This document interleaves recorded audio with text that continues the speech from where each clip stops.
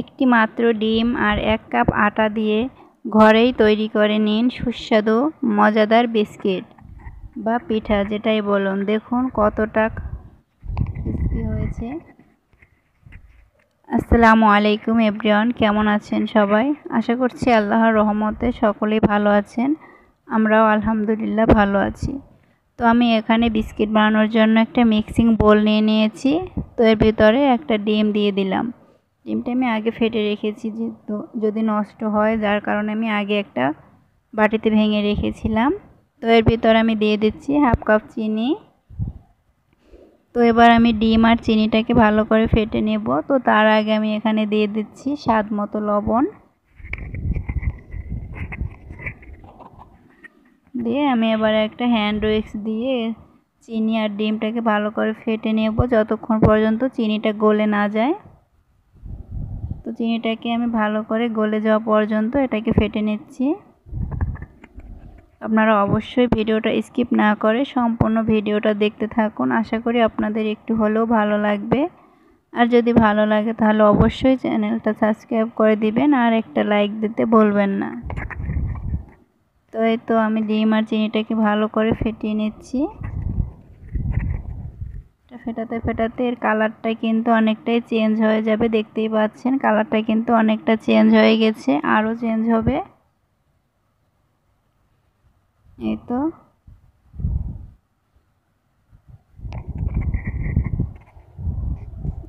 অনেকটা ফেটানো হয়েছে। এবার আমি এর ভিতরে দিয়ে দেবো 3/4 কাপ তেল। এটা রান্নার তেল। তেলটা দিয়ে আমি আবারও কিছুক্ষণ ফেটিয়ে নিব। এই বিস্কিটটা আপনারা বাসায় তৈরি করে দেখবেন, এটা বাচ্চা থেকে বড় সবাই খুবই পছন্দ করবে। আর এটা বুঝতেই পারবেন না যে এটা বাসায় তৈরি, একেবারে দোকানে কিনে আনা বিস্কিটের মতোই লাগে। তো ফেটানো হয়ে গেলে আমি এবার এখানে দিয়ে দেব 1 কাপ ময়দা। এটা আটা দিয়েও করতে পারবেন।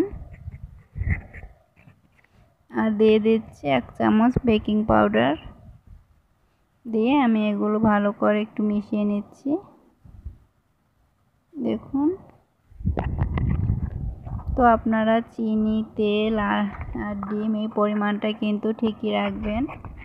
যদি বেশি বানাতে চান তাহলে আপনারা তেল, ডিম এগুলো একটু পরিমাণ বাড়িয়ে দিবেন, ময়দাও পরিমাণ বাড়িয়ে দেবেন।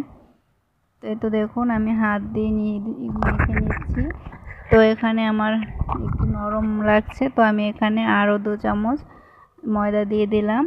এটা কিন্তু আটা দিয়েও করা যাবে, আটা ময়দা যেটা দিয়েই করেন না কেন একই হবে। তো এই তো আমি হাত দিয়ে এবার এগুলো ভালো করে মেখে নিচ্ছি। এটা প্রথমে একটু স্টিকি স্টিকি ভাব হয়, যেহেতু চিনি দেওয়া, চিনি একটু মাখতে মাখতে এটা ঠিক হয়ে যাবে। তো এই তো দেখুন আমি কিন্তু ময়দাটা ভালো করে মেখে নিচ্ছি। আর এটা কিন্তু বেশি জোর দিয়ে মাখার দরকার নেই।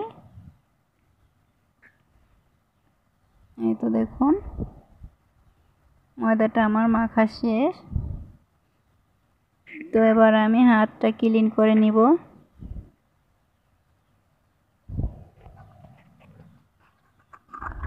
তো আমি হাতটা ক্লিন করে নিয়েছি আর একটা চামচ দিয়ে আমি এরকম করে তুলে নিচ্ছি যাতে সবগুলো পিঠা সমান হয়। আপনারা চাইলে এমনি হাত দিয়ে তুলে নিয়ে তারপরে বানাতে পারেন। তো এই তো দেখুন আমি কিভাবে বানাচ্ছি, এরকম লম্বা করে প্রথমে একটু করে তারপরে এই যে হাত দিয়ে চেপে চেপে একটা নাইফ বা ছুরির সাহায্যে আমি এই যে এরকম করে দাগ কেটে নিচ্ছি। এটা খুবই সহজ, এরকম দাগ কেটে নিলে ভাজার পরে দেখতে সুন্দর লাগবে। আপনারা চাইলে গোল করে বানাতে পারেন, আপনারা তারপরে আপনাদের ইচ্ছে মতন ডিজাইন দিতে পারেন বা কিছু না দিয়েও এটা বানানো যায়। তো এরকম দিলে দেখতে ভালো লাগে, তাই এরকম করে আমি দাগ কেটে দিচ্ছি। তো আরও একটা বানিয়ে দেখাচ্ছি, দেখুন আমি কিভাবে করে বানাচ্ছি। এটা খুবই সহজ। আর এই বিস্কিটটা বানাতে কিন্তু একদমই সময় লাগে না, যেহেতু এটা মেখে কিন্তু রেস্টেও রাখার দরকার নেই। এটা আপনারা আটা বা ময়দা যেটাই বলেন না কেন মেখে কিন্তু সঙ্গে সঙ্গে এটাকে বানিয়ে নেওয়া যায়। আর এটা বানিয়ে কিন্তু বেশিক্ষণ রাখা যাবে না, সাথে সাথেই তেলের ভিতরে দিয়ে দিতে হবে। তো এই তো আমি একটু সময় রেখেছিলাম। এদিকে তেল আমি আগে থেকেই চুলায় একটা প্যানে তেল গরম হতে দিয়ে দিয়েছি। আর তেলটা কিন্তু বেশি গরম অবস্থায় দেওয়া যাবে না, সামান্য একটু গরম হবে। তো তারপরে আমি কিন্তু এর ভিতরে দিয়ে দিচ্ছি। আর বানিয়ে বানিয়ে আমি কিন্তু সঙ্গে সঙ্গে পরবর্তীগুলো কিন্তু এই যে তেলের ভিতরে ছেড়ে দিচ্ছি। অতিরিক্ত গরম তেলের ভিতরে দিতে যাবেন না। তো দেখুন আস্তে আস্তে কিন্তু আমার বিস্কুটগুলো দেখুন কতটা ফুলে উঠছে। আর এটা একেবারে লো আঁচে ভাজতে হবে, জোরে জাল দিতে গেলে এর ভিতর উপরটা পুড়ে যাবে আর ভিতরে কাঁচা থাকবে, তাহলে কিন্তু বিস্কুটের সুন্দর হবে না। আর যদি এটা একেবারে লো আঁচে ভাজেন আস্তে আস্তে, ভিতর থেকে বিস্কিটটা কিন্তু মুচমুচে হয়ে আসবে। তো এই পর্যায়ে কিন্তু এগুলো নরম থাকে, তো একটু সাবধানে উল্টে দিতে হবে।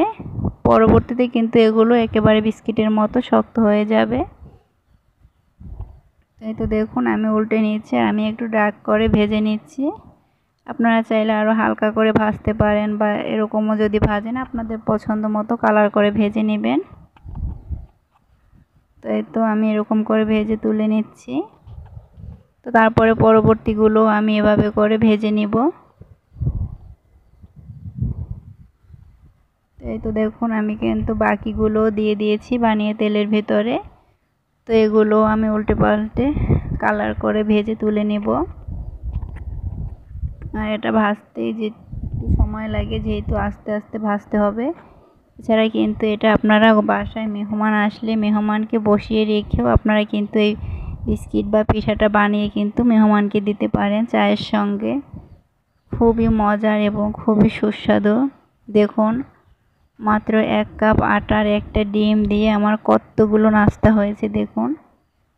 মাশাআল্লাহ অনেকগুলো বিস্কিট হয়েছে, আর এটা কিন্তু অনেকটা বড় বড় হয়েছে, দেখতেই পাচ্ছেন। খুবই মজার হয়েছিল খেতে। এই তো দেখুন আপনারা দেখতেই পাচ্ছেন কতটা ইয়ামি লাগছে, আমার তো দেখেই খুবই আনন্দ হয়েছিল। আর আমি কিন্তু এই বিস্কিটগুলো ফার্স্ট টাইমে বানিয়েছি। তো ফার্স্ট টাইম আমি জীবনের প্রথম বিস্কিট বানিয়েছি, কিন্তু এতটা সুন্দর আর এতটা মজার হবে আমি নিজেও ভাবতে পারি নাই। দেখুন ভিতরটা কত সুন্দর হয়েছে। এই যে দেখুন আমি ভেঙে দেখিয়ে দিচ্ছি, উপরটা কিন্তু খুবই সুন্দর মুচমুচে হয়েছিল। এই যে, তো আপনারা অবশ্যই এভাবে বাসায় ট্রাই করবেন। বেশি উপকরণও লাগে না আর বেশি সময়ও লাগে না। তো এভাবেই কিন্তু বাসায় আপনারা বাচ্চাদের বানিয়ে দিতে পারেন।